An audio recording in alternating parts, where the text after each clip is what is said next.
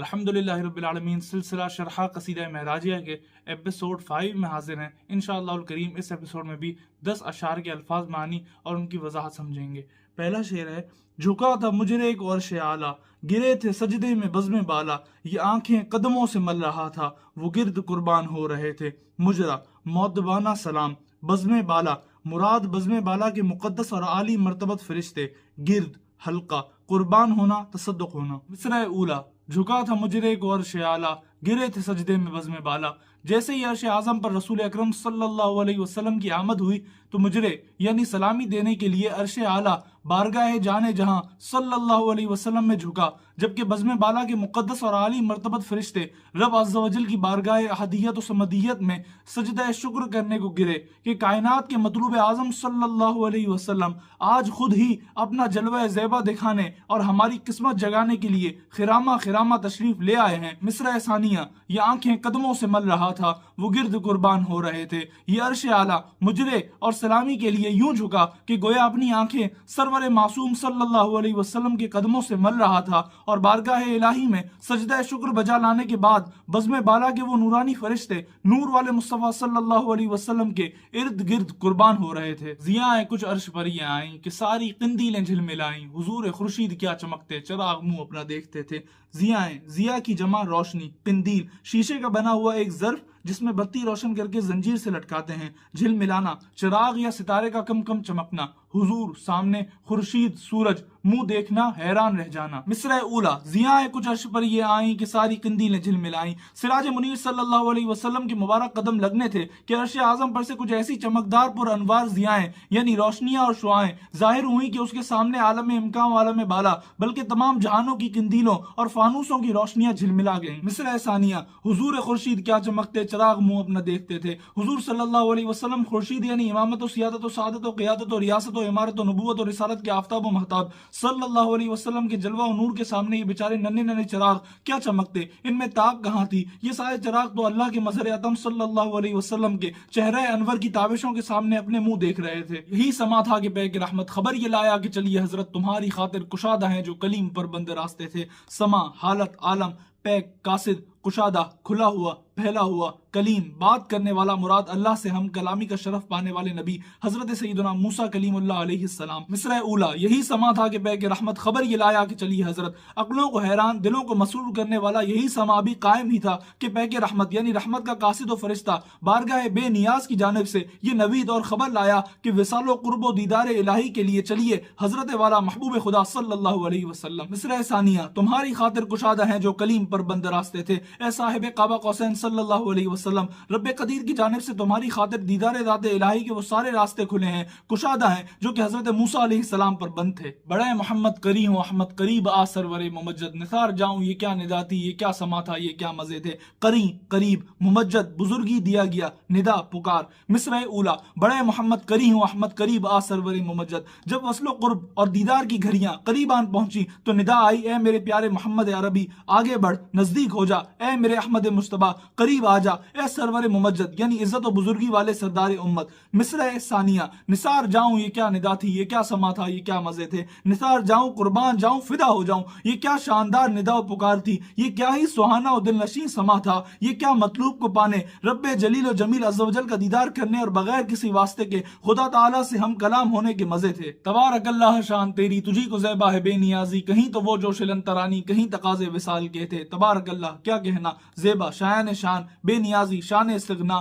جوش جلال تقاضا مطالبہ وصال ملاقات۔ مصرع اولا: تبارک اللہ شان تیری تجھی کو زیبا ہے بے نیازی، تبارک اللہ عظمت و برکت والا ہونا تیری ہی شان ہے اے خدائے حنان و منان، بے نیازی یعنی مخلوق سے بے پرواہ و غنی ہونا تجھی کو زیبا تیری ہی ذات کے لائق ہے۔ مصرع ثانیہ: کہیں تو وہ جوش لن ترانی کہیں تقاضے وصال کے تھے، کہیں تو حضرت موسیٰ علیہ السلام کے واضح طور پر دیدار کا مطالبہ کرنے کے باوجود لن ترانی تو مجھے ہرگز ہرگز نہیں دیکھ سکتا کہ فرمان و خطاب کے جوش تھے، اور کہیں تو بظاہر دیدار کا مطالبہ نہ ہونے کے باوجود بھی اپنے محبوب صلی اللہ علیہ وسلم کے لیے معراج کی رات وصال یعنی ملاقات کے تقاضے اور حکم کیے جا رہے تھے۔ خرد سے کہہ دو کہ سر جھکا لے، گما سے گزرے گزرنے والے، پڑے ہیں یا خود جہت کو لالے، کسے بتائے کدھر گئے تھے۔ خرد عقل، گمان وہم، جہت جانب، لالے پڑنا محاورہ مایوسی یا نا امیدی ہونا وصال ملاقات مصرع اولا خرد سے کہہ دو کہ سر جھکا لے گما سے گزرے گزرنے والے خرد یعنی عقل و شعور سے کہہ دو کہ فلسفہ معراج مصطفیٰ صلی اللہ علیہ وسلم کو سمجھنے سے تو قاصر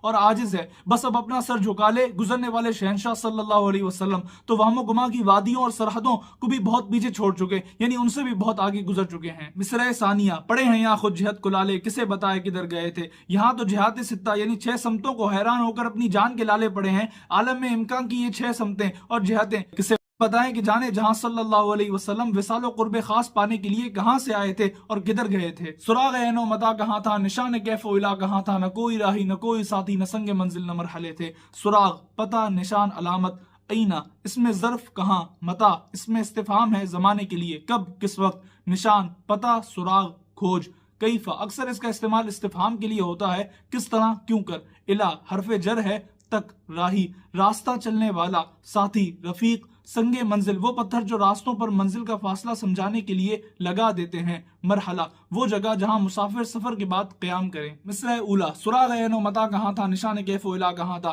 جس طرح شب معراج کی دولہا صلی اللہ علیہ وسلم خدا کی کل خدائی میں بے نظیر ہیں، یوں ہی بلا تشبیہ و تمثیل یہ سفر معراج بھی کائنات کے تمام اسفار سے نمایاں اور نرالی شان والا تھا، کیونکہ اس میں نہ تو سفر کے کوئی لوازمات تھے اور نہ ہی اس سفر سے متعلق وہ سوالات کرنا ممکن جو عموماً مسافر سے اس کے سفر کے متعلق کیے جاتے ہیں، مثلا کہاں گئے، کب گئے، کیسے گئے، کہاں تک گئے۔ وجہ یہ ہے کہ یہ سفر جہتوں، مکانوں اور کیفیات و لوازمات سفر کی قیدوں سے بالکل آزاد سفر تھا، اسی لیے تو سفر معراج کی شان یہ ہے کہ عین و متا یعنی کہاں اور کب کا کچھ سراغ یعنی پتہ تھا، نہ ہی کیف و الا یعنی کیسے اور کہاں تک کا کوئی نام و نشان تھا۔ مصرع ثانیہ نہ کوئی راہی نہ کوئی ساتھی نہ سنگ منزل نہ مرحلے تھے۔ ارے یہ سفر تو ایسا عجب و نرالا اور منفرد و یکتا تھا کہ اس سفر معراج میں نہ تو کوئی راہی یعنی راہگیر تھا، نہ ہی سرکار صلی اللہ علیہ وسلم کا کوئی ساتھی یعنی رفیق سفر و ہمراہی تھا، نہ سنگ منزل یعنی مسافت بتانے والا کوئی سنگ میل تھا، اور نہ ہی اس راستے میں کوئی مرحلے یعنی پڑاؤ ڈالنے کے لیے مقامات تھے۔ ادھر سے پہم تقاضے آنا، ادھر تھا مشکل قدم بڑھانا، جلال و ہیبت کا سامنا تھا، جمال و رحمت ابھارتے تھے۔ پہم پہ در پہ متواتر مسلسل، تقاضا مطالبہ، قدم بڑھانا آگے بڑھنا، جلال خدا کی صفت قہاری، ہیبت خوف ڈر، جمال جلال کی ضد ابھارنا ترغیب دینا۔ مصرع اولا ادھر سے پہم تقاضے آنا، ادھر تھا مشکل قدم بڑھانا، ادھر ذات الہی کی بارگاہ سے وصال اور قرب کے پہم یعنی مسلسل لگاتار تقاضے فرمائے جا رہے تھے، احکامات جاری ہو رہے تھے، لیکن ادھر رب قدیر و جلیل کی شان و شوکت کے روب و دبدبے کی وجہ سے ازراہ تعظیم و ادب محبوب اعلیٰ صلی اللہ علیہ وسلم کا آگے قدم بڑھانا مشکل تھا۔ مصرع ثانیہ جلال و ہیبت کا سامنا تھا، جمال و رحمت ابھارتے تھے۔ یہی تو عبدیت کی کامل شان ہے کہ اس عبد خاص صلی اللہ علیہ وسلم کو انوار و تجلیات ذات باری تعالیٰ کی جلال و ہیبت کا سامنا تھا، لیکن خدا جلیل و جمیل کا جمال با کمال اور ارحم الراحمین کے فضل و رحمت محبوب اعظم صلی اللہ علیہ وسلم کو آگے بڑھنے اور سفر جاری رکھنے کے لیے ابھار یعنی آمادہ کر رہے تھے۔ بڑے تو لیکن جھجکتے ڈرتے، حیا سے جھکتے، ادب سے رکتے، جو قربانی کی روش پہ رکھتے تو لاکھوں منزل کے فاصلے تھے۔ جھجکنا، ڈرنا، ہچکچانا، جھکنا، خمیدہ ہونا،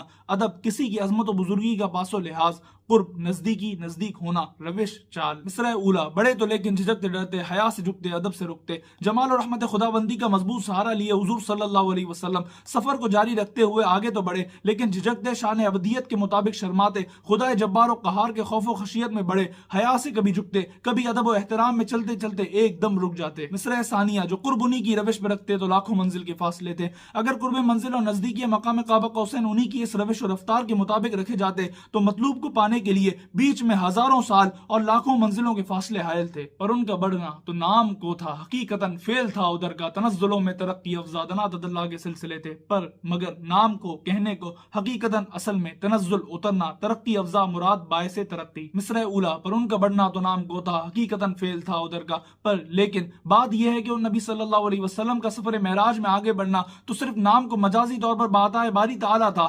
حقیقتاً دراصل حقیقت و تخلیق کے اعتبار سے یہ فعل اور کام ادھر مالک دو جہاں کا تھا۔ مصرع ثانیہ تنزلوں میں ترقی افزا دنا تدلہ کے سلسلے تھے، ثم دنا فتدلہ میں بیان کردہ نزول میں بظاہر تنزلوں میں ترقیاں بخشنے والے اور رفعت و بلندیاں عطا فرمانے والے سلسلے تھے۔ الحمدللہ رب العالمین سلسلہ شرح قصیدہ معراجیہ کے ایپیسوڈ 5 کا بھی اختتام ہوا۔ اللہ پاک ہم سب کو سمجھنے کی توفیق عطا فرمائے، آمین بجاہ خاتم النبیین صلی اللہ تعالیٰ علیہ وآلہ وسلم۔